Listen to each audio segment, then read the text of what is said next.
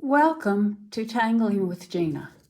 Since it's February and we're coming up on Valentine's Day, I thought I would release some short videos on different tangles emphasizing hearts.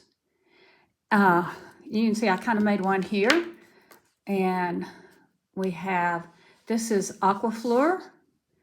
It is one of the original Zen tangles by Rick Roberts and Maria Thomas. Heart twig, linked hearts, and heart links is by one of my favorite tanglers, Barbara Dwell Johnson. And then heart ribbon, which is also by her. We'll be looking at it, and we will be looking at this sweet little heart tangle by Jenny Lou. So we'll get started. Oh, we'll probably look at hearts aflutter too. So I've got several different tiles that we'll be looking at. Okay. Oh, this is heart ribbon again, and this is by Barbara. A lot of fun. Barbara Dwell Johnson. She has done a lot of tangles, and they're all really, really nice. So I suggest if you have time, look up some of her different tangles so that you can enjoy them. Okay, now with Aquafleur, I like to start with a pencil and very, very lightly sketch in the heart shape. It just makes it easier. And I know we always say, okay, you're not supposed to use a pencil, but think of this as making a string. So I'm going to make a string that's going to look like a heart.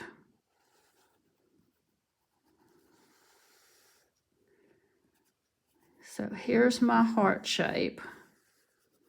And again, you know, it's Zen, so we're getting into that feeling of Zen, that feeling of relaxation. So we want to take a deep breath, let it out. Yeah, sometimes I like to do a little bit of a yoga breathing exercise. Think of a special word that makes you happy. Okay? And that you want to kind of maybe concentrate on while you're doing this. Now, what I think is, I like to put a dot in the middle. Now, I've not done this before, so this is the first time I'm doing this one. I think I'm going to do something a little different. I'm going to actually make my dot into a little tiny heart shape. Instead of just a dot, since our theme is heart. And my pen is got something on the tip of it. So then what I'm going to do is I'm going to come up here, go over my heart, hook it around till it touches the heart, and then I'm going to come back. Notice this, I'm coming back from the top to the bottom, but I'm going to leave that little crook there, and I'm going to color it in so I know it's there. And this is my ribbon that's going to go around. And I want my ribbons to look pretty, so curve. All right, boy, but that one got really crooked. I'm glad I always tell you there's no perfect Zen. So then I'm going to connect that heart shape.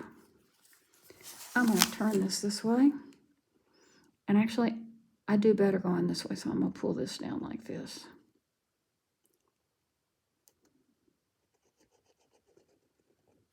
And color this in. Boy, I'm sorry, guys. This is not my best day for doing this.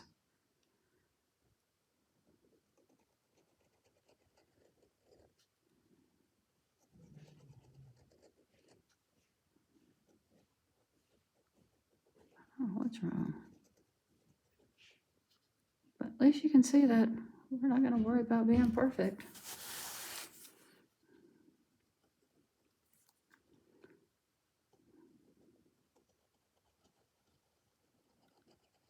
I'll try to do this one better.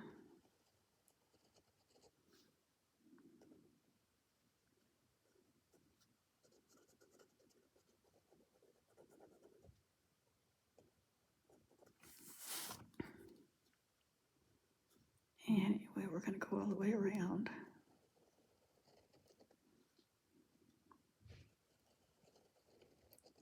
Remember, as a tangler, I always like to say that, tanglers twirl. You'll watch people who have been doing tangles for a while and you'll notice, man, we are always turning our paper. It's just so much easier. I don't know how many of y'all have experience with cutting paper or cutting fabric or anything, but when I'm using scissors and I'm trying to cut a circle or a shape or whatever, I always turn the paper. I don't try to manipulate the scissors through little tiny places. I turn that paper.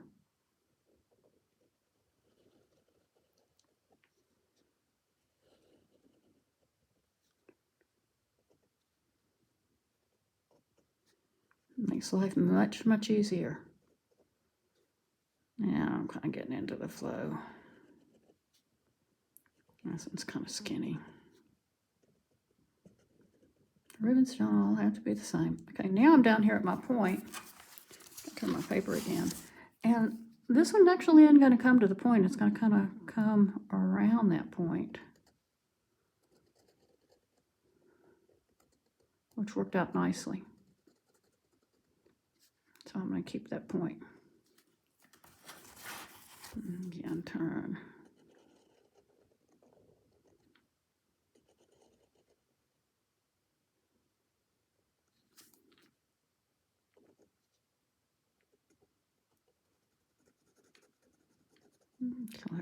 The reason I go ahead and color this in is it just helps me keep where I am on my placement.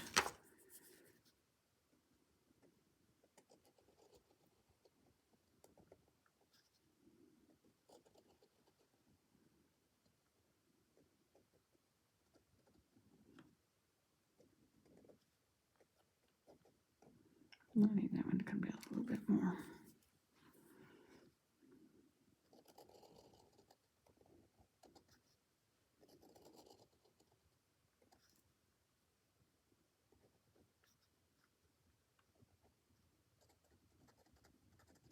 Colored outside the line. Ooh, bad Gina. Just fix it up and keep going.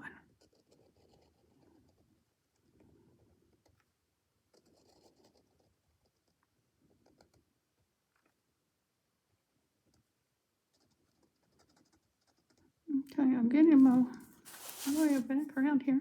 It's starting to look pretty good. I have a little bit of problem because I've got this spiral. This is a spiral bound notebook, and I got this little spiral sticking out and bugging me,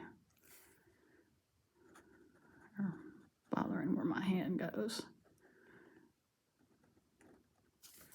Okay.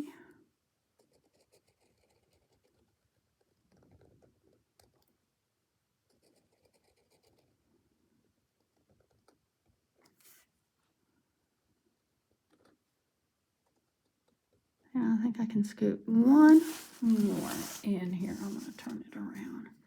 This is going to be kind of a little short one. Whoops. And guess what? It almost went the wrong way. The top's going to be a little bit larger on it.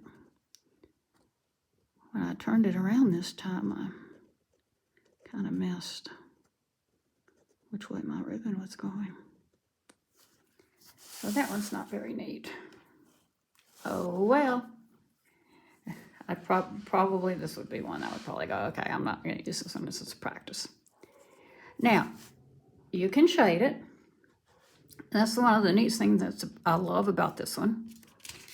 You can see that with this one, I took and colored the solid parts red, and then I striped the ribbons, which was a lot of fun, and gave it a really nice, I think it gave it a really nice look.